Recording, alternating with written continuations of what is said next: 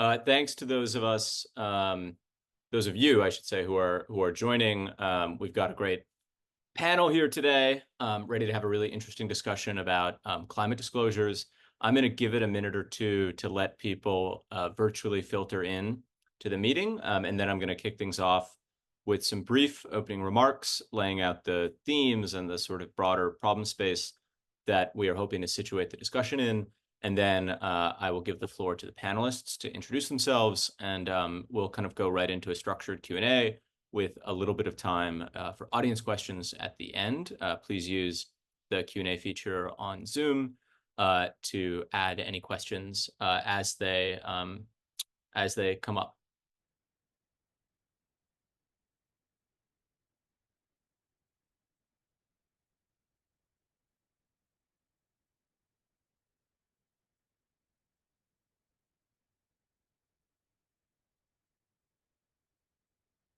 Okay, so 2 minutes after the hour, probably time to get started. So just to sort of lay things out and frame the discussion to follow, I thought I would share some thoughts on climate disclosures, what they mean, where we are in kind of the evolution of climate reporting, and what it all ultimately means. Like, why should we care if we're invested in the broader story of the energy transition and getting to net zero?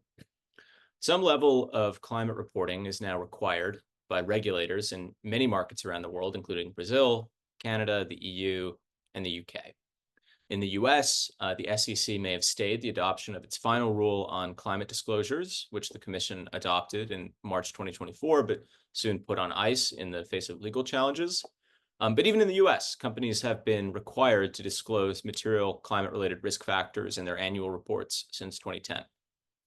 In many jurisdictions, regulators have simply adopted frameworks that emerged really within the private sector over the past 10 plus years. And I'm thinking here of projects like SASB and the TCFD, which obviously have sort of merged and become the ISSB reporting guidelines. Even in the US, where these disclosures are not required, some 80% of the largest public companies have adopted SASB and or TCFD aligned reporting. And I should say that these are really disclosure frameworks, not a long list of prescribed metrics. And generally, they don't tell companies exactly what data points they should share with the public and with investors beyond generally their emissions. I think we can all agree that these disclosures on their own are really not that meaningful, and that they matter if they're having an effect on, one, financial markets and the risk that lives in investor portfolios, and two, hopefully, alongside that, the real economy, right? Because that's where decarbonization has to take place if it's going to mean anything at all. There's a widely held belief that if financial markets have the right data on physical and transition risks, as well as opportunities, capital markets will be able to better price these risks and opportunities correctly, and therefore step up to provide finance for companies to pursue mitigation and adaptation investments. And that will help mobilize some of the capital that is required to get to net zero. My napkin math, and I'm a big napkin math guy, so indulge me, is that global investment in the energy system needs to step up from about $3 trillion a year today to $7 to $8 trillion to align with any reasonable, what I would call any reasonably desirable warming scenario. So I'm talking about below 3 degrees Celsius, let alone 2 degrees. And as a thought experiment, if you look at the 1,000 biggest public companies in the US, in the companies in the Russell 1000, they generate about $2 trillion of operating cash flow each year. And so one sort of funny way, but I think revealing way to think about this problem space is basically, what would a rational amount be for those companies to spend on mitigation and adaptation just out of their own self-interest? How do you compare that to what they're spending now? And when you think about climate disclosures, is there a clear theory of the case for how that helps bridge us from point A to point B and close that gap? As I think should be fairly obvious to those of us who are joining in the audience, despite the proliferation of these disclosures and reporting requirements and the progress that's been made there, global emissions continue to rise, and in many cases, corporate emissions continue to rise. And I don't think anyone really thinks climate risks have gone away. though it's an interesting debate whether we are on a better pathway than we were in 2016 or 2017. I tend to think we are, but whether we can attribute any of that to good corporate citizenship versus solar panels and batteries continuing to get cheaper is, I think, hard to say. So in the end, there's an open-ended question, which we're very motivated by at CAS, and which I hope to sort of pose in a bunch of different ways to our panelists, which is, how can these disclosures get better? How much impact can they have? And how do we make that impact happen? And I'm hoping to learn a lot from these folks who I'm really excited to put together as a panel, having spoken with all of them and learned a lot from all of them individually over the course of this discussion. So without further ado, I think you all came here to hear them and not me. And so I'd love to hear them go around the horn, introduce themselves, and say a little bit about what they've been working on and thinking about over the past, let's say, year or two. Hi there, I'm MADISON CONDON. I'm an associate professor of law at Boston University. I think very broadly about climate risk and its intersection with financial institutions. So I think about disclosure both in the transition risk space, so emissions accounting, but also in the physical risk space, how to do physical risk disclosure and assessment better. And that bleeds into thinking not just about disclosure, but about using tools like financial regulation, and even more broadly, just like how do we better assess the impacts of climate change than we've been doing up until this point. Hi everyone, I'm TANYA FIEDLER and I'm a CNTF fellow at UNSW Sydney in Australia. I have a joint appointment with the School of Accounting, Auditing and Taxation and the Institute for Climate Risk and Response. And in that role, I sit with climate scientists with an accounting hat on. So my research really focuses on how we translate information from the climate sciences, from engineering, from economics, to decision useful information for business. And when I mean decision useful, I don't mean just for those who are using financial or climate statements, but also internally, so that businesses are making decisions that actually allow them to adapt and to prepare for the risks ahead. Thanks. Hi, I'm Justin MIKULKA. I've spent most of the past decade reporting on the oil and gas industry specifically, and also some of the new emerging energy systems and industries. And a lot of that work has focused on the finances of the U.S. shale industry. And while reporting on that, also some of the big issues were the climate and the impacts and environmental impacts of shale, specifically methane emissions, which are a real problem that have coincided with the boom in fracking. But also another, I come at these issues from some of them when you've seen them actually in the oil field, and you've seen the methane emissions, it becomes much more real, and you can understand the scale of the problem. But also, then you also see the when we talk about asset retirement obligations and what it's going to cost to clean up this industry. When you actually walk through the Permian in West Texas, it really hits home as to what a large unfunded liability this is. And so I think those are two huge risks for U.S. Oil and gas industry that really aren't being taken into account by a lot of investors at this point. And I'm currently working at Oilfield Witness, helping get the word out about the methane emissions crisis we're facing. And so I'm really looking forward to talking with you all. And I'm Josephine Richardson. I lead a research team at an NGO called the Anthropocene Fixed Income Institute. We are market focused and we work to support the fixed income market broadly to think about climate risk and nature loss risk. Primarily, we're trying to strengthen the evidence base that lots of these risks, as just described by some of my other panelists, are not adequately thought about and priced into markets. So we work to support fixed income investors to think about these risks, understand the valuation impact, understand the flows, and ultimately adjust their portfolios appropriately, with the idea that that would drive a differentiated cost of capital, and that would be a key lever of behaviour change for some of these important actors. And that's our philanthropic theory of change. So we're philanthropically funded, but our main client base is very much fixed income investors. And what's my work focused on? I mean, a lot of pricing, a lot of flows, a lot of what could the near-term trigger be for such a valuation change. We work with a lot of partners, such as just mentioned here, who are doing kind of like the technicalities in some of these key sectors.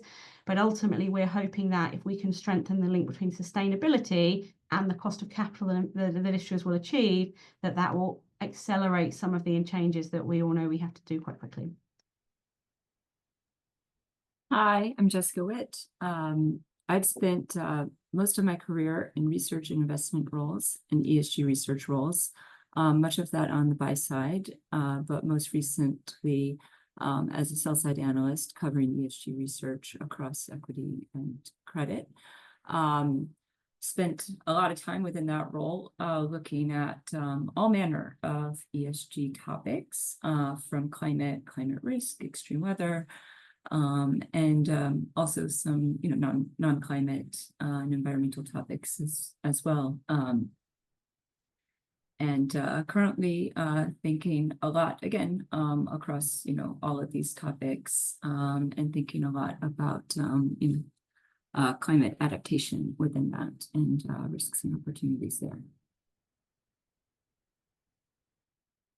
Great. Well, big welcome, big virtual welcome, I should say, from the Center for Active Stewardship. Really excited to bring everyone here today, and I hope as the audience can see and hear, we've really got folks with a real diversity of experience and focus on really different aspects of this broader problem of climate disclosures and how to sort of link them to change in the real economy. And so really hoping to have an interesting and kind of interdisciplinary discussion with this group of folks. And I think I have a lot of very specific questions about everyone's research, but I think to kick things off, I'm curious if anyone is sort of brave enough to start by kind of going around and offering a take on what they think is currently the most useful or kind of value add or decision relevant kind of climate disclosure today. Like what seems to be working in the disclosure regime, and where have the public and investors actually learned a lot from greater corporate transparency? And what is the single biggest thing that you think is missing today and needs to be strengthened or added if it's a metric that isn't already present in most companies' sustainability reporting? And if you have to pass on the first part, the part that you really like and think is great, and you only have something that is missing, that's I think that's a full credit answer. I'll go for what is missing. So I think what is missing is science-based information. If we have information that is published that isn't based on science, then how can it be decision useful? If we don't understand the underpinnings, if we don't understand the models, the algorithms, if it's not transparent where the information has come from, the challenges associated with that information, the uncertainties associated with that information, then how can we be sure that we are making decisions based on the best available information?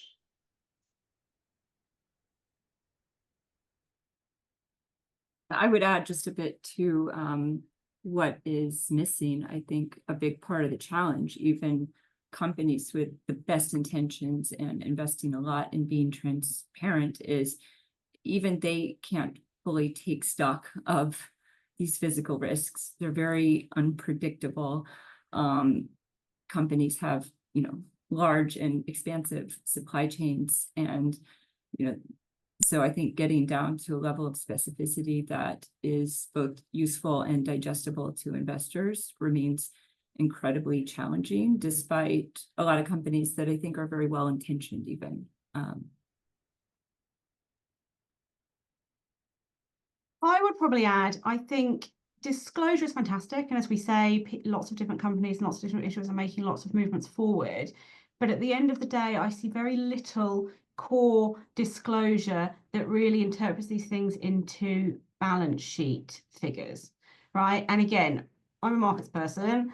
It got drummed into me on day one on the trading floor. It doesn't matter what the balance sheet says, the market will tell you the price. Okay, But, you know, balance sheet valuations do play a part in ratings. Credit ratings is such a driver of investment flows and such a driver of price. And I think, you know, one thing I'm completely obsessed with is balance sheet valuations of fossil assets, right? And you can both mark down fossil assets using secondary transactions that maybe come from divestment activity, or you can mark down fossil assets, you know, based on kind of small tweaks and adjustments to the price curve. And, you know, that's not kind of like a natural capital or a new capital that might be valued. That's an existing asset, and really trying to understand what it might be worth or what its ranges might be. And I don't think climate as an uncertainty factor in asset valuations is kind of interpreted quantitatively yet. I'm just going to piggyback and say almost the same thing as Josephine, but just maybe give like a more specific example. This past year, you know, in the US at least, utility liability exposure to wildfires all of a sudden became a huge big deal, and it was flagged, and many local utility companies, publicly traded utility companies, had critical audit matters flagged by their professional auditors saying like this particular thing, this particular category is like very tricky and very dicey for us to actually like sign off on and do our like professional diligence and auditing, for a variety of reasons. But like one of those is just, it still feels like it's too early days, that there's no guidance really at all about how the PwCs and the KYs of the world should like be actually attempting to do physical risk assessment to exposure assets. And it's not like a small problem. I mean, I keep repeating this whenever I'm on a panel, but like Warren Buffett did write this like pretty shocking, I think, letter that sort of mused that maybe the near term, like all American publicly owned companies, publicly traded companies would have to be like nationalized, would be like, maybe the government's going to have to swoop in and bail them all out. Like that's kind of a big deal. And yet the level of professional guidance, we don't see like really anything happening at like, say, the Public Company Accounting Oversight Board, like with relation to SEC. I see very little oversight of how the ratings agencies and the auditors and the professional industries in general are thinking about climate risk, like at all. Even just from a staffing level, like, are you hiring a scientist? Yeah, I'd just like to say, you know, I think one thing that probably, and you know, I'm mostly focused on the oil and gas industry, but if you're investing in the oil and gas industry, I don't think they have a strong record of being straightforward with their investors, and you know, using the example of methane, right? So for years, we quantified methane emissions through self-reporting by the oil and gas companies. So they told us what they expected their emissions were. Now that we have independent tools to verify what the actual emissions are, and this has been playing out over the last 5 years or so, they're always several factors higher than were self-reported by the companies.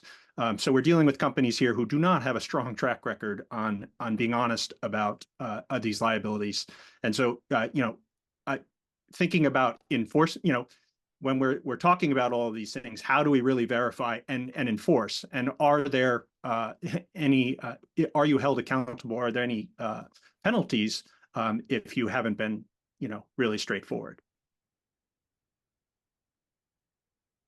A lot of terrific thoughts and a lot of stuff that I'm eager to sort of double click on over the course of the conversation. And I'm always I have a hard time not going down a bunch of rabbit holes because what everyone has said is so fascinating. But Joe, I wonder if I could kind of call on you and ask you to sort of unpack some of the things that you were saying before the panel started in the practice session, because I think your work and AFII's work really gets at the heart of the question of how do we translate these disclosures to decisions, at least by investors, and then by way of that, investment decisions by companies. And I wonder if you could sort of expand on the theory of change there, and maybe why that story looks different for debt markets versus equity markets.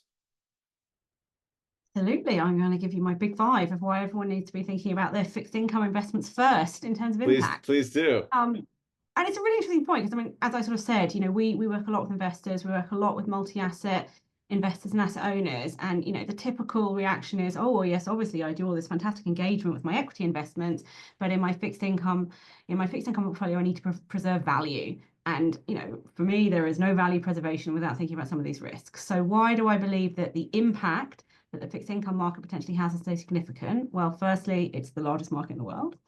Secondly, and you alluded to this in your opener, but when you look at actually what is funding the emissions, I think the statistic I quote all the time, of the top 100 emitters globally who've between themselves emitted 75% of all greenhouse gases ever, only 30 are listed on the stock market.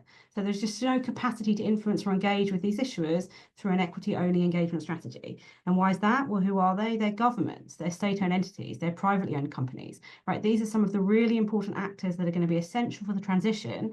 And from a capital point of view, it's only the fixed income market that they even have access to or try and change. Thirdly, or fourthly, I'm not sure what number I'm on, there's this really interesting different primary market dynamic in the fixed income space. So, on the equity side, I kind of hear a lot the challenges around, should I engage or should I divest? Once I divest, do I lose the ability to have any influence? And, if I divest, does anybody really care? I mean, the CEO may care if they have a share price-based remuneration, but the company itself probably doesn't care, and the cost of capital that they experience their investment decisions almost certainly doesn't change. But, the fixed income market on average turns over every 5 years. So these companies are constantly coming back to investors and asking for their money again. And that money can be given at a different price, subject to different conditions. There are loads of different things that investors can ask for or require at that point in time as a key part of leverage. And that is constantly happening. And should, things happen or market change and a higher cost of capital is required, that will directly impact the investment decisions of that company. And for us, that's such a kind of powerful lever of influence. And kind of lastly, and I know we wanted to talk about this on the session, I don't know if you want me to talk about it now, but you have these really interesting instruments that have come out in the last, well, let's say 10 plus years in the labeled debt side, where there are some products that can support disclosure, can support transparency, and can very much support this linkage between sustainability, performance, and cost of capital, which we hope can be a driver of behaviour change. Should I jump into some of those now? Fantastic. Please, yeah, I think that would be great. So, I mean, in the kind of labeled debt space, having kind of mentioned, there's always been this huge demand, and because it's well reported, the great capital requirements that are needed for the transition, and such a significant part of that will be funded by debt. It's infrastructure, it's energy, it's sovereigns. And so, there are some interesting products that people have come up with. They kind of fall into two categories. I'm sure people have heard of them, but just a very brief overview. The first is what we might call use of proceeds debt, where you might hear a green bond or a sustainability bond or a social bond, where very simply a borrower would say, please lend me some money and I will use it for certain predefined activities or investments. So, you can lend some money specifically to build a wind farm or a solar farm. And, in fact, when you look at these things from a contractual point of view, I mean, there is no senior claim over assets. There is no, to be honest, contractual requirement to meet some of these obligations. It is a kind of really a best efforts basis. Nevertheless, these products have been incredibly successful. They do seem to come in some empirical situations at a slightly tighter cost of capital, which is generally attributed to investor demand. And certainly from a regulatory point of view, there are lots of funds that are very much prepared to put capital into these sorts of assets. However, one of the challenges with the tighter cost of capital is it's not really based in a fundamental improvement in the asset. And therefore, because it's a bit unpredictable, that's perhaps stopped issuers thinking, oh, I'll really put lots of effort into this product. There's another theme of products which we've also seen, which again, I'm sure we'll talk about it more later, which is perhaps called sustainability linked debt, sustainability linked loans or bonds, where, you can use the money to invest in whatever you want, but there's some kind of outcome metric, which the borrower makes a commitment to. And if that outcome metric is not achieved, then there might be a rebasement of the coupon, or there are some other contractual terms that can be adjusted. Again, these sorts of instruments were probably only created in the bond market about 5 years ago. Volumes are up, volumes are down. Again, there are a lot of questions around really, are they impactful, or how do these things kind of link in more specifically? We actually think they have a great capacity for impact because they are very much focused on the outcomes, right, rather than the capital going in, but what real world impact am I trying to achieve? But actually also, and I think this is what's most relevant for this discussion, they can be a really powerful tool for increasing transparency. I mean, not only does an issuer embed in a bond document KPIs and KPI reporting requirements and KPI targets, and then they have to report the same thing over time. And we've all seen companies slightly change their KPIs as they slightly want to change.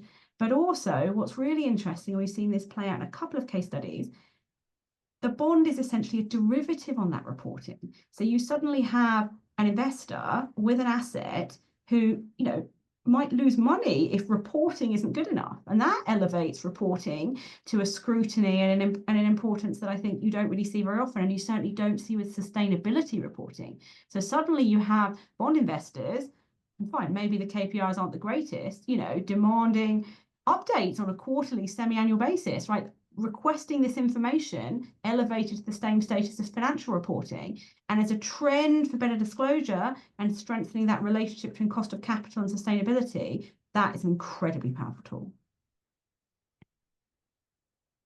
Let me pause there.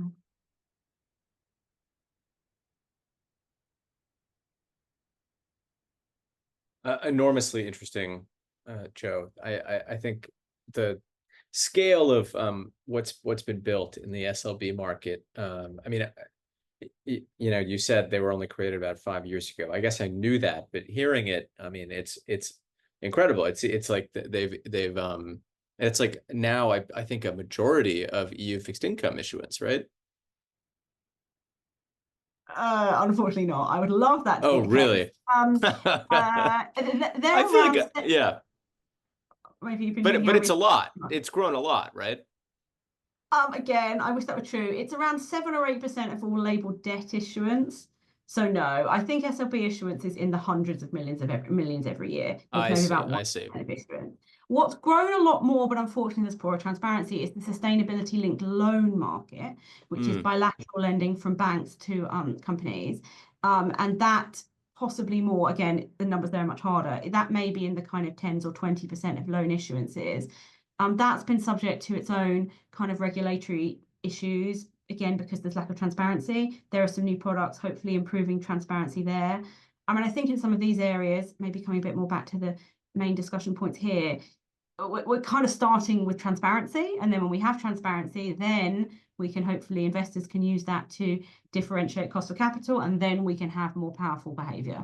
But the SLL market, I mean, it's a complete bilateral black box. And unfortunately, I think there are some products there that are not necessarily having the impact that they purport to have. I see. I'm curious. I wonder if Jessica, I could possibly call on you, because I mean, talking to Joe has really helped me think through the way that fixed income markets and fixed income investors assimilate all this data, which is a bit of a new muscle for me, given that I come from an equities background. You've also had a long career in equity research, and I'm curious if you can share some thoughts on the sort of different constituencies in markets who use sustainability data. You know, companies put out these big flashy reports with all these charts. Somebody reads them. I'm kind of curious if you could talk a little bit about who those different constituencies are, and maybe some of the different ways even folks internally within asset management firms use this kind of data. Yeah, that's a good question. I think with so many things in ESG and sustainability, the answer would be that it depends, and it ranges wildly, because, you know, approaches and commitment and kind of engagement with ESG, it just varies so significantly from firm to firm and team to team. I think certainly investors, and particularly those who are very, you know, more long-term in nature and more focused on incorporating sustainability risks and opportunities, you know, are making use of these reports. Now, some of these reports can be too long, right? And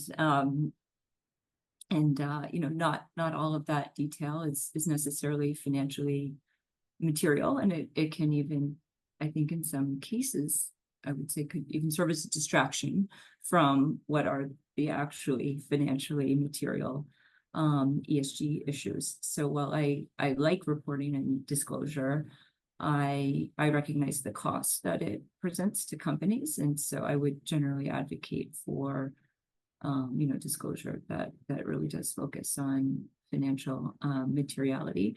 You know, I do see a wider range of investors engaging with ESG data. So I think there has been, you know, even in this geography with you know, controversy and rhetoric around ESG, there has been success in all the work that's gone into integration. And so, you know, investors are bringing data points on board now that probably would have been unthinkable, you know, even just a few years ago. But I think that there's still a lot of room. I speak to a lot of investors who, you know, don't, investor friends, former colleagues, other, you know, people I've interacted with in the past that, you know, I think still can develop some more understanding of how this can be useful in their investment process.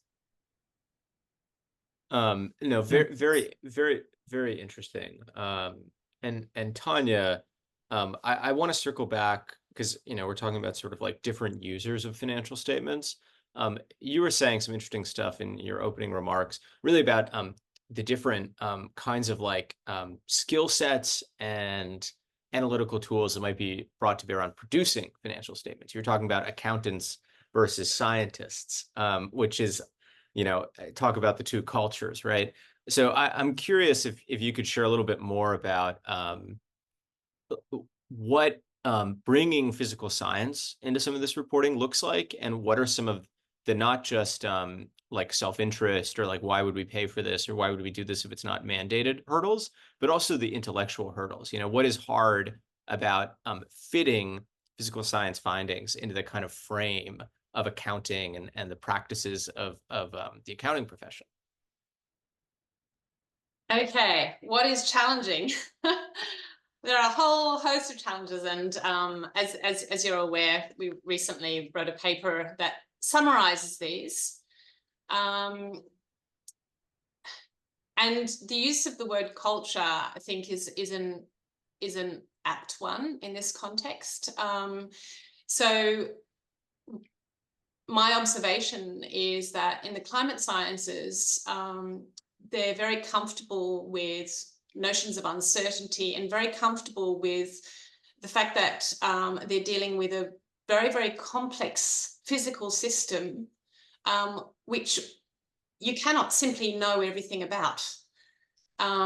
Whereas in accounting and finance, my observation when I think about many of the colleagues that I interact with is that we're constantly striving for certainty and for quantification. So there's an acceptance within the climate sciences that it is not possible to quantify everything. And in fact, it's misleading to do so because there may be many types of hazards or physical risks over which we do not have confidence. And it's not, the uncertainty isn't just a matter of, you know, a few percentiles. It's actually, you know, whether it's the sign of the change, you know. Is this type of extreme likely to increase, or is it actually likely to decrease? So the uncertainty can be very extreme in itself. So and the other thing is also just the different worlds from which these two domains have developed. So the climate sciences have been developed to answer questions about the global climate. The models underpinning climate sciences were originally developed to support policymaking at the global scale, whereas accounting is really interested in understanding what's relevant for a business entity, which is bounded by financial control. And so the scales are very, very different. And as a consequence, the models and technologies that have been developed for the climate sciences do things at global scales very, very well, because that's what they've been developed for. They also do it very well at that scale because these are enormous models. They're much, much larger in terms of the computing power that's expected than financial models. Because again, we're trying to, well, not we, but climate scientists are trying to model the entire physical system of the planet. And because of the computing power that's needed, they struggle to get down to the sort of spatial scale that we need when we're thinking about entity level risk. And there are other problems as well that I won't go into right now. So in the climate sciences, what has been developed is this concept called physical climate storylines. Now, I quite regularly have the response when I use the word storylines to people from an accounting, financial, econometrics background of why you know, we're looking for precision here, and we want accuracy. So you know, you can't possibly think that telling a story is going to be the right way forward. So when I talk about physical climate storylines, I'm not talking about some made up, you know, narrative. This isn't a made up narrative. This is a narrative that is developed by scientists in collaboration. So it's through deep interdisciplinary collaboration with experts on the ground who understand the particular vulnerability, to try and record or describe, communicate where the risks are likely to arise in the future. And it means resorting to, or it means because of these challenges that are associated with global climate model projections, it means that you also then bring into play a whole host of other types of technologies that will be relevant for particular hazards, for a particular entity in particular locations.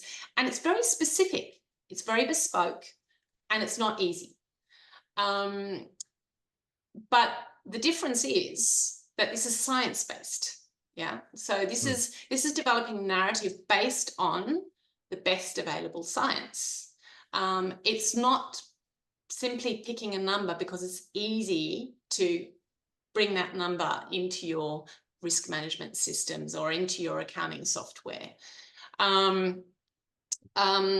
It's also, these storylines, they enable a much more transparent process, and importantly, they separate out those uncertainties over or those elements of the climate system that are dynamic versus thermodynamic. So those elements that are thermodynamic, changes that are thermodynamic in nature, we have much more confidence around. Whereas those that are dynamical in nature, we have much less confidence around. And that means that over time, it allows you to develop a much more dynamic and adaptive, a dynamic process to adaptation. It also allows you to develop an audit trail. Now, going back to some of the comments that I think Joe was making a moment ago, what we don't have at the moment in a lot of the disclosures that we're seeing is what I would consider to be an audit trail. Now, of course, we're not auditors when we're reading these reports, but what I cannot see in a lot of the information and the numbers that's being presented to me is how were these numbers arrived at? Why are they credible? How am I meant to deem them to be appropriate? How do I know that this corporate isn't now making decisions internally that could place its assets at risk? How do I know that? How do I know that the auditor knows that? I don't see that information. I'd like to see that information. And then finally, this the other aspect about storylines, because they allow the development of an audit trail, because there is a systematic process, is that the process in itself is comparable in nature. Again, a lot of the numbers that we're seeing at the moment, are they comparable? Well, we've seen recent academic research that indicates that they're not. And if we think about the qualitative characteristics of accounting, you know, that really are foundational to why we have accounting standards, why we do accounting. It's about creating information that is decision useful, and to be decision useful, it needs to faithfully represent, which I think, you know, again, we need to think about science in that regard. It's meant to faithfully represent the risks that entities are exposed to, and it should be comparable. So we're not seeing any of that. So I'm a strong advocate for an alternative way of thinking about things, but it's not easy. Hope that wasn't too much. I think it was just enough. I think it was very interesting and very provocative. And I'm curious if anyone on the panel has any responses to that. Joe, I think you beat Madison to it very, very slightly. The only thing I would say is, and as there's a couple of questions coming in. I mean, I actually don't like ponies, but I certainly do like precision and accuracy. But I think I would slightly, I think I actually really do accept this point of maybe the accountants and the finance people needing this clarity that's just not available. But I would say that the markets understand uncertainty. You know, the markets understand information is not complete, and you have to make the best decision that you have at any point in time. And in an efficient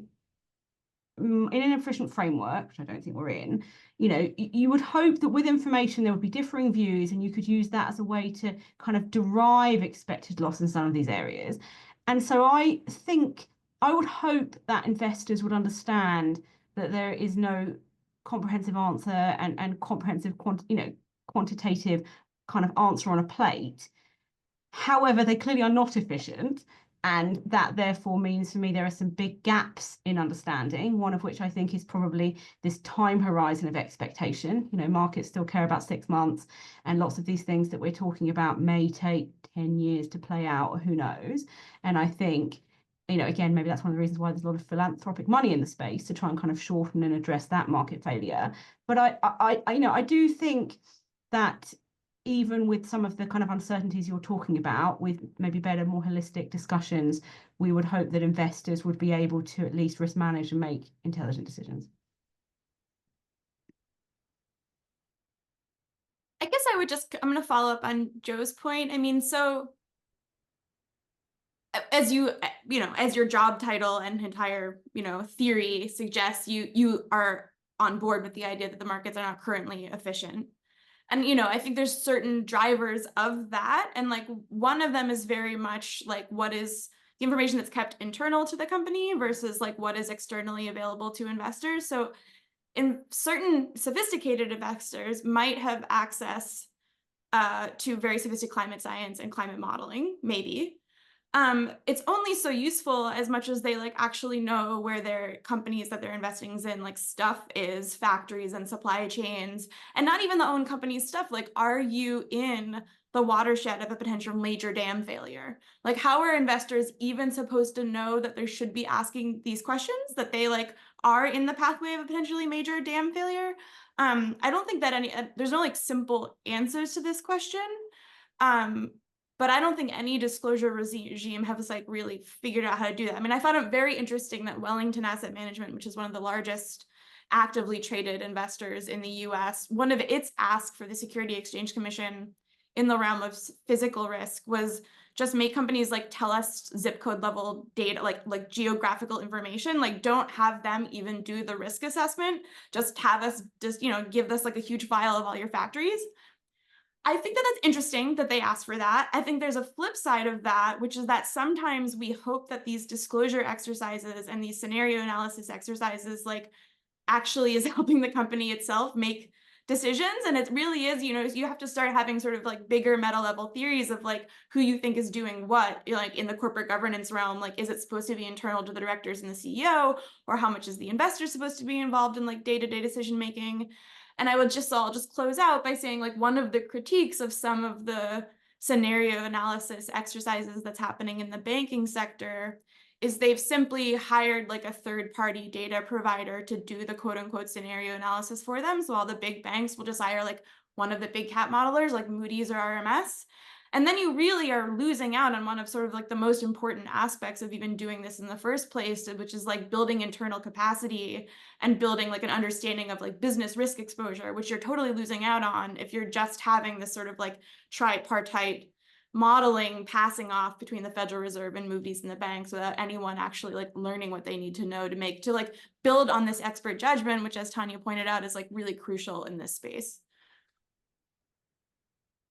And can I jump in with another point? Because I think you're absolutely right. And I think this idea that, asking, having kind of investor disclosure and or regulatory disclosures completely non-overlapping with what companies actually use to make decisions is obviously not core or important. But what you've just, and I hadn't seen that from Wellington, but I can see why asset managers want the data so they can do their own scenarios. But in something like that, understanding the zip code location of every single physical asset along every single multi interlacing supply chain. I'm not saying it's not relevant for the company, but I'm saying it's so complex. I would struggle to believe that the average investor or any company could really get their head around that. And we're not at the point where we need to precision understand these risks to 5 decimal places. We have no idea if it's $100 billion or $200 billion. And actually, the thing I'd therefore love to pivot to and hear people's views on is carbon pricing. It seems to me pretty easy that every company could project forward their emissions, which they're already doing, apply some sensible price of carbon, which is maybe low today because there's no taxes or whatever and uncertain in the future, and have a balance sheet liability of your future carbon costs. And we know lots of companies and lots of investment decisions do that and have different carbon prices or whatever, but there's a bit of transparency there. And we certainly know some companies, some investment houses have that as a core part of their kind of investment decision process. And I think even there, given some key actors have come out and said they use it and been transparent on what their carbon price is. And yet I struggle with why that kind of reporting or something isn't completely standard and comprehensive and required by investors when that's simple. And you can see the trajectory and you can see the price and you can at least understand the order of magnitude of a potential emissions liability. I think it's a great question, and I would add 2 quick comments. I want to make sure that we're we open up this point for discussion. I also do want to call on Justin to make sure he doesn't get lost in the shuffle. But 2 comments on that, Joe. One is I would really love to learn more personally about how self-reported internal carbon prices are actually used in the capital budgeting process and how those numbers actually flow through the CFO's office and the teams doing that budgeting. Because I'm really not sure how that's being done. And so that's one point on carbon pricing. And 2, I think it's all well and good to sort of say, listen, this is the easy way to do it if you have a Bloomberg terminal. Like I have all these exposures. These companies have a certain earnings base. The future impact of carbon prices is like their current earnings multiple times their current emissions times the carbon price times 1 minus their tax rate, and you discount, or you could discount it to today at a certain discount rate and do it that way. But you can do it that way, but that doesn't really get at the problem, because in a lot of emissions intensive industries are price takers. They're capital intensive commodity industries. And so the question is, well, how do these carbon prices stack up on the global oil and gas supply curve, or the global steel supply curve, or the global aluminum supply curve? And there's a world where, theoretically, if your emissions are below the emissions of the sort of marginal price setting supplier in your industry, you should theoretically be for a carbon price, depending on the other variable in the equation, which is demand destruction from like a higher clearing price, because you could potentially earn an inframarginal rent from being the lower post-carbon tax cost supplier. In other words, you can move up the supply curve in your industry, and depending on the impact of carbon prices on demand, the clearing price for the commodity widget could actually still be quite high. I think this is one element of why the IOCs and the oil and gas industry in general sort of is ostensibly for a carbon tax, but I'm not totally sure. It's sort of a hypothesis. But speaking of the oil and gas industry, Justin does a lot of thinking about the oil and gas industry, and Joe was speaking earlier about balance sheet impacts, and something Justin's thought a lot about is end-of-life obligations for cleaning up and capping oil and gas wells. And I'm curious, Justin, if you could sort of weigh in, if you could just orient us all in what that looks like, because I think probably we have some attendees who are not intimately familiar with the economics of oil and gas, and if you could sort of share more about why this is such a big looming problem, especially for the U.S. Onshore oil and gas industry. Yeah, just for some quick background, the way it's currently done in the U.S. is companies are legally required to, after they've drilled an oil or gas well and it's reached the end of its economic life, they are supposed to properly plug and what's called abandon that well. So, and these costs are known as asset retirement obligations. The issue that the U.S. is facing is that while various regulations have these companies required to put up bonding up front that would cover the cost of this, so that once they've taken all the money out, there's still money left there to finish the work of properly remediating these sites. None of that money is currently there. Carbon Tracker has done a lot of great work, but typically it's 1% to 2%. And one of the issues I think that investors should be very curious about is one of the reasons it's not there is because they say if a company is larger, and has better credit, that they're good for the money. And so what we're seeing in the U.S. industry is that these companies have spun off their older assets. They're trying to pass these liabilities to smaller companies who aren't good for the money. And so I think the U.S. industry is, thinking about these major, we're talking about hundreds of billions of dollars to clean up what's, onshore in the U.S. And that, without that money being there, if there was a change in the way we approach this as a country, and you're an investor in one of these companies, and all of a sudden you actually have to come up with that money, and that's going to be a real liability that you're going to have to pay. It definitely has a huge impact on the value of those countries, so those companies. And what makes this really interesting at this point in time is I recently wrote about what's happening in California. And Carbon Tracker has done an assessment of California, which is one of the biggest oil producing states. Historically, it's had a very long oil industry. It's at the end of its life. And so when you look at the economic value of the oil left in the ground, it is not enough to cover the asset retirement obligations. And so we're in a situation in California where that's now being passed to the public. And so I think as a risk to investors, if what's happened in California, people start to wake up to that and say, we need to hold these oil and gas producers accountable for what they're legally required to do, and they need to fully fund their asset retirement obligations, we're having a very different valuation for those companies. So, I think that's something I don't think many investors are focusing on it right now, but you can see what I think Exxon had to announce, write off $2.5 billion for a California asset. And it impacts the stock price when they make those announcements. And so I think these are big numbers, and they're real. It's a real problem, and that we in America, we have a lot of stuff to clean up for all of this oil and gas we've used over the past 100 years. So I think it's kind of an elephant in the room when it comes to valuation of these companies. Will they have to pay this money?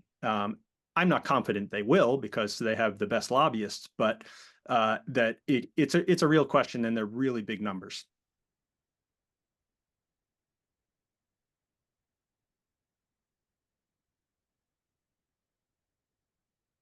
Fascinating, Justin. And I wonder if you could double click a little bit on, I remember when we were chatting a couple of weeks back, you were sharing this story about the wells on the grounds of the Beverly Hills High School. And I wonder if you could talk a little bit about the way that spinning out or disposing of mature fields and mature assets is a sort of a strategy to help kind of like, sort of sweep some of these liabilities under the rug, or at least transfer them to another party that is maybe subject to less of a reporting burden and is less sort of in the public eye than big E&P or integrated oil. Yeah, so historically, what's been done is as wells reach, the end of their economic life, and the majority of the wells in this country are producing 10 to 15 barrels of oil a day, which they're known as stripper wells. The vast majority. So most of the oil is produced by very few wells. These low producing wells have been spun off to small companies who do not have the assets to cover the asset retirement obligations. And California is another good example of this, because California, the largest owner of wells right now in California, owns a lot of old Exxon and Shell and Oxy wells. So they've been spun off to this company that does not have the money to cover its asset retirement obligations. And so, this is there's some lawsuits talking about, how this is fraudulent conveyance. And I think that this is going to be getting a lot more attention, because the government has already, through the IRA, put up several $1 billion that it's giving out to states to deal with this, to close these wells because of the risk to public health. A lot of these old wells, they're leaking methane, they're leaking volatile organic compounds, and people are getting sick. And in Texas, some of these are now leaking. Water has been, the reservoirs have been pressurized, and some of these have become geysers of toxic chemicals. So there are all these things, those are sort of the emergencies that have to be addressed. We're using public money for that right now. In reality, that should be oil company money. And so that risk has been handed off to the public. It's been an ongoing thing. It's not just California. It's done it's done everywhere that oil and gas is produced. And unfortunately, what happens is those small companies, and you mentioned the example of the Beverly Hills High School. It probably is shocking to people who don't live around oil and gas production, but there were 19 operating oil and gas wells on the campus of Beverly Hills High School, and they for decades. And there's a great book written about it because of the health impacts. You can imagine that working every day next to oil and gas production isn't good for your health. But as often happens where communities live with oil and gas production, a lot of people are making money off of it. And the school was funded, the community was funded, people were getting royalties. Over the life of those 19 wells, the school and people in the community got about $40 million. Those wells got handed off to a smaller company that went bankrupt. It came out of bankruptcy, promised to deal with the wells and close them. It went bankrupt again 2 years later. And the community and the school district of Beverly Hills paid $40 million to have those wells closed. So the $40 million that had gone out to other people has now been handed, the public picked up the tab. And so I think that, if a community as well off as Beverly Hills can run into that problem, I think it's a great canary in the coal mine for what we are facing as a country. And whether, I'm sure investors in these oil companies would much rather the public picked up the tab. But if they don't, and the oil companies are actually required to fully fund these asset retirement obligations, it's a big deal. I think a really interesting point, Justin, and I think it invokes a broader sort of set of questions that I want to pose to the panel before we pivot to addressing some of the audience's questions and wrap up. Which is, I think we can all talk about climate risks and itemize them and try and put some ranges around them. And I think, like folks have talked about, I think thinking in ranges is a nice alternative to trying to find a super scientific point estimate, which I think can often be a fruitless exercise in financial analysis in general, let alone climate aware financial analysis. But I think there's an interesting question overhanging all of this around what causes these risks to be realized. You hear a lot about the idea of an inevitable policy response, but I struggle to imagine that any policy response could be considered inevitable. That seems a little teleological to me. And I think it's very hard to predict what policymakers are going to do, and especially when you allow for the degrees of freedom of different policymakers in different countries and different localities, all kind of acting strategically and all kind of trying to make a play for the upside of the energy transition and minimizing the downside of declining demand for fossil fuels. In other words, is this all just policy risk, or at least the transition risk side, and to some extent the physical risk side, because if the public sector sort of subsidizes a lot of fiscal risk and tries to make it go away that way, that means less risk borne by shareholders and creditors. And so to what extent are all these conversations kind of dependent on policy scenarios? And can we really, if we're looking out to 2050, have any confidence in a particular policy-driven pathway? Or what kind of bounds can we set around what's possible? And how should investors think about that? Because I think a lot of investors are very uncomfortable making political predictions, as I think we all should be. And how do we kind of like figure out what a sort of minimal carbon tax pathway might be, or a kind of like minimal policy-driven transition away from fossil fuels might be, particularly when we think about transition risk? How do we have any confidence? I mean, not to ramble on and on, but I think it goes to what a lot of companies that face these criticisms say in their proxy filings and in their sustainability reporting, which is we are not yet empirically transitioning away from fossil fuels. So why should we take on the burden of adjustment and act as though we are? I think it's a question that has to be grappled with, even if it's a little disingenuous. So I'm curious what you all say to that.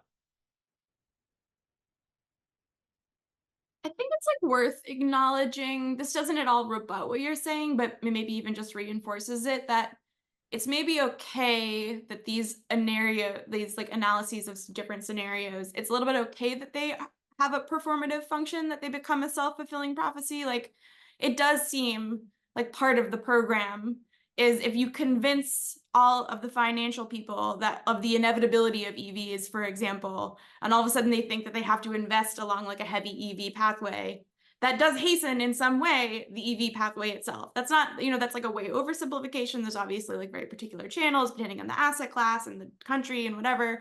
So I think that's okay. Like, I think that's actually worth acknowledging, that actually I do think that like what the International Energy Agency is like up to when it publishes its net zero pathway, like I think that is like a good thing, and that in fact does play a role in decarbonization. Yeah, maybe I'll just let other people weigh in. I have other ideas. I think the inevitable policy response like is in part already happening, right? Like, was the IRA inevitable? Like, no, that specific thing wasn't inevitable, but like, as much as I am very depressed by the lack of climate progress, there has in fact been progress like over the past 10 years in a way in which like climate change wasn't really spoken of when I first began my career. It felt like in a way that it's now ubiquitous. So, is that inevitable? I don't know.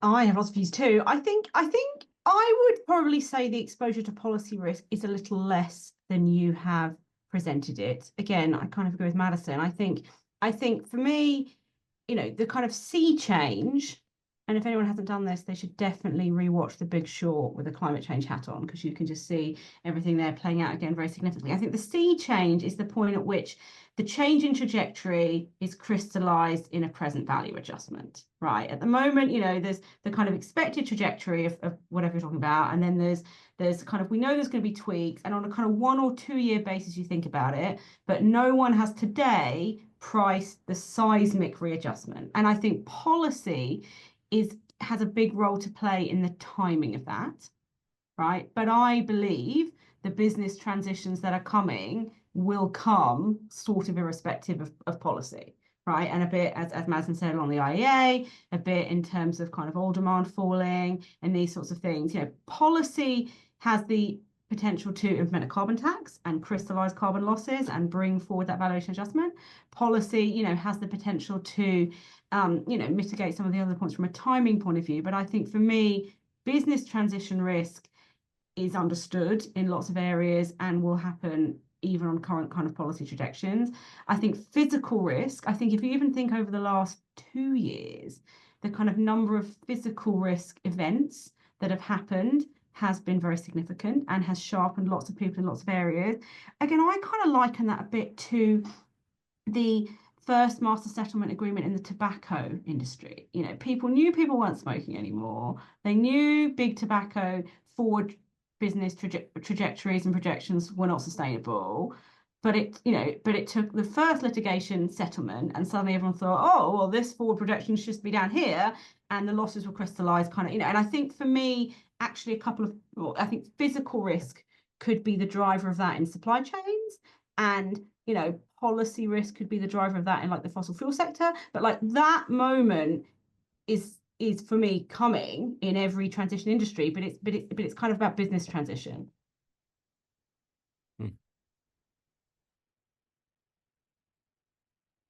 I think it's interesting when we think about policy risk as an investor and looking at, say, the U.S. LNG industry, where there's been obviously a lot of investment, and they're talking about, well, we can export a lot more, so let's build a lot more of these terminals. And these projects take a long time to build out. So you don't. I think the awareness of our needs as a global community to address methane emissions now has led to Europe saying we don't want dirty LNG. And so that means you need to clean up your methane emissions.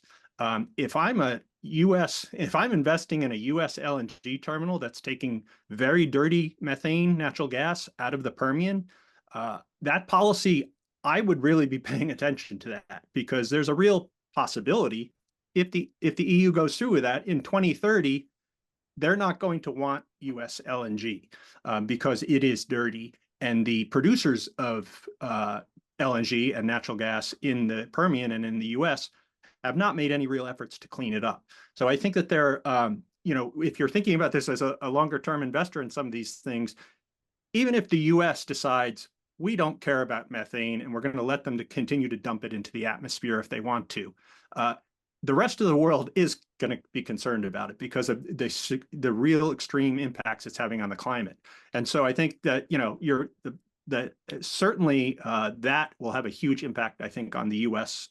Oil and gas industry, because so much of our oil production now is tied to natural gas production, and a lot of it is being exported to Europe.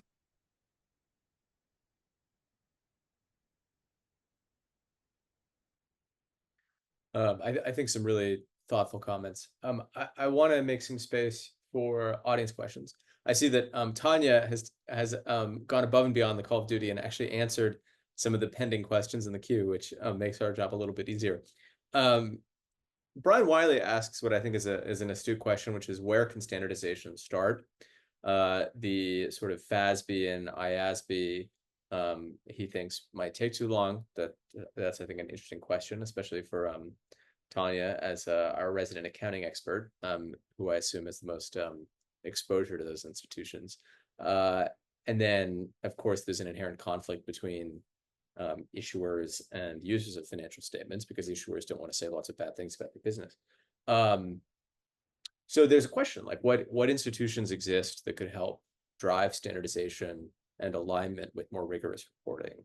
And I'm curious if anyone has any ideas. I don't know that I do.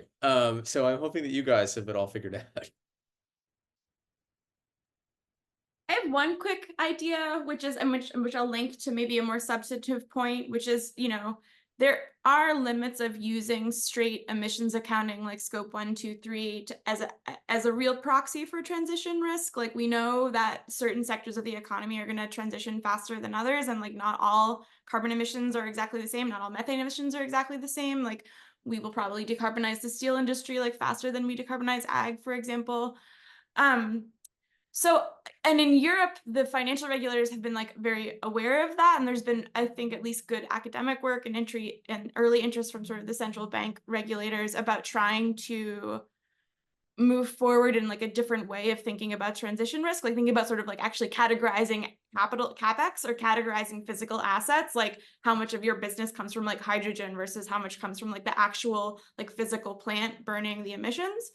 So in theory, the Bank for International Settlements, which is sort of like the, granddaddy central bank that actually like does a lot of the like coordination around the Basel regulation, a lot of the sort of like transatlantic coordination of how central banks approach macroeconomic risk and prudential risk and systemic risk, that could in theory be a potential really useful hub for standardizing some of these thinking about risks. I do think we've seen recently more of like a transatlantic divergence where actually a lot of non-US countries are going more in the way of the European Union, like including like Mexico and China even are like thinking much more aggressively about green finance, but it's really the US that is lagging. So that's one idea for a standardization hub.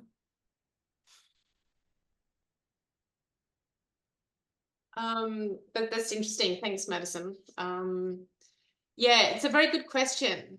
In terms of a hub, I don't really have a response, but I do like Madison's, particularly because I do feel that a lot of the really interesting work that's being done is coming from the banking sector, just simply because of the types of exposures that they have.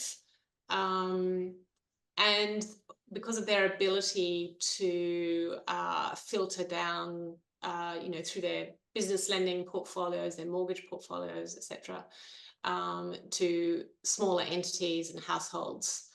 But just wanted to add that if we're thinking about physical risk space, I feel that we actually need to move somewhere that's much, much more prescriptive. But it's going to take time because it's actually not easy to understand. We would have to begin classifying these risks in ways that we haven't done previously. And how you classify them and then how you develop methodologies underneath each of those classifications that are relevant for different geographical locations and for different types of assets, and how you define that is hard. And the other thing is, of course, that we have different sources of data and different qualities of data for different parts of the world, because there is also data poverty in many parts of the world. So, so there are a whole lot of confounding problems there that are not easily resolvable in the short term, but possibly over the medium term. And I do think it's something that we need to seriously think about rather than just leaving it up to the market to decide, because that's, there was a paper written, I can't remember, it was in 2019 or something, called What's Happening in the Climate Risk Space at the Moment, something akin to the Wild West, and it still is. We don't really have any oversight. So yeah, again, going to Madison's point, I think that the need for some sort of international oversight is really critical.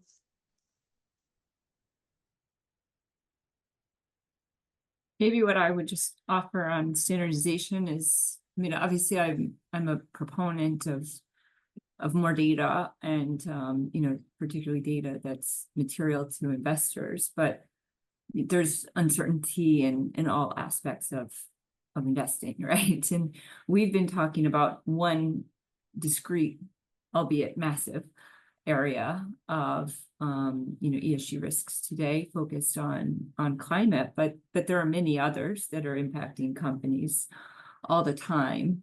And it's a lot of data, even standardized and even perfect. It's a lot of data points for investors to take on, when at the end of the day, I think there's a few metrics that really matter for each company. So I am on one hand, a proponent of more standardization and more clear data, but it's also hard because the science is evolving, as has been acknowledged in this call. And so what could be very standardized data this year could be, restated when our understanding is updated in a few years. And I do think that principles should underlie a lot of this. I think go back to a comment that Justin made about companies selling off old wells. There's a lot of unintended consequences from reporting of all types of data, including ESG and climate data, and that is taking these assets out of your reporting altogether, and that in the end of the day, standardization is good, but not when it gets in the way of what we're all after here, which is real world change. And so I think it's got to, at the end of the day, be really incumbent on investors who say they're investing sustainably and integrating ESG to really take these on board and really understand their companies. And just like they do with every other financial metric, work with very imperfect and high-level summary information to facilitate comparisons between companies, because even, like any line item of a company, even in a similar industry, is not going to line up exactly the same for an investor. And in some ways, this is no different. And just wanted to add to that, Jessica, I don't actually think it's the data that should be standardized or that we need necessarily more data. I think it's the processes, and going to your point, if we're looking for behavior change, it's the processes internally that companies are engaging in order to understand the nature of the problem. I think that's maybe where we need standardization. That makes sense. And I like the focus on behavior change. Yeah.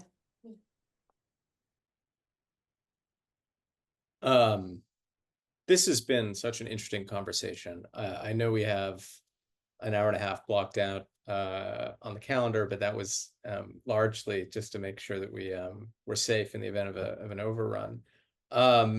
This has been great, and it's been such a rewarding conversation. And my hope was that we would have a great kind of interdisciplinary boundary crossing conversation. My fear, as always with interdisciplinary discussions, is that we wouldn't have anything to say to each other.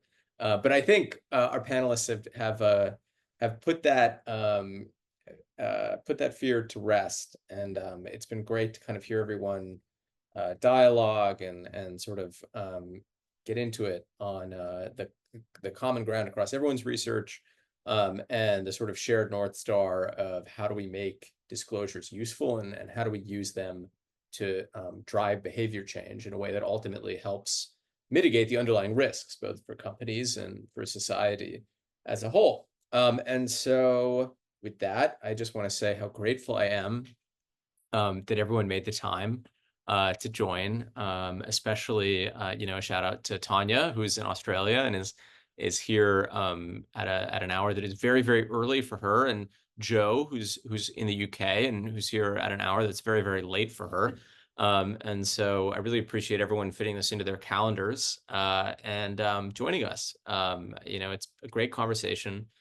We'd certainly love to host many more like it here at the Center for Active Stewardship. And I think lots of jumping off points for my own research and thinking, and I hope our attendees feel the same way. Thank you so much. Yeah. Thank you for the invitation. It was a great discussion. Enjoyed it. Thanks to you guys, and also thanks to the audience for dialing in. All right. Everyone have a good climate week if you're in New York and participating, and have a good regular week if you're not. All right. Cheers. Bye, everyone.